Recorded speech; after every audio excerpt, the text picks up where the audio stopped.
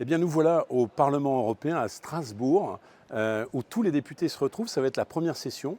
Et je voulais à cette occasion dénoncer finalement l'extrême droite qui, à Paris, est costume-cravate, bien polissé, et ici montre au grand jour ses alliances. Alors d'abord, nous allons parler de l'Europe des nations souveraines, qui est un des groupes d'extrême droite dans lequel Mme Knafo, qui était numéro 2 sur la liste de Marion Maréchal, siège. Elle est alliée en son sein avec un parti polonais dont la bataille officielle était, je cite, de lutter contre les juifs, les homosexuels, les impôts et l'Union européenne. Ensuite, il y a le groupe des Patriotes qui a été créé par le Rassemblement national en alliance avec le Fidesz de M. Orban.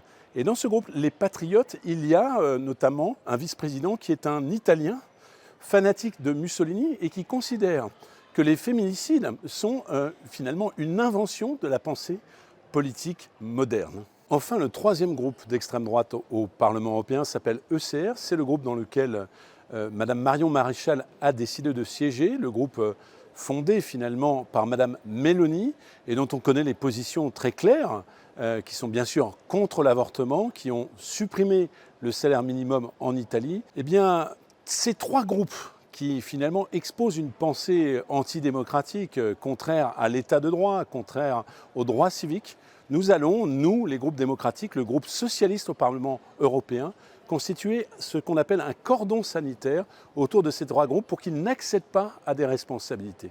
Et puis, vous pouvez compter sur ma détermination tout au long de ce mandat pour dénoncer leurs faits et gestes contre l'état de droit et faire en sorte que, finalement, le discours qu'ils tiennent à Paris, qui est un discours policé, et le discours décomplexé, les actions décomplexées qui sont affichées ici puissent se rejoindre et que vous sachiez vraiment qui est l'extrême droite qui finalement n'a pas changé.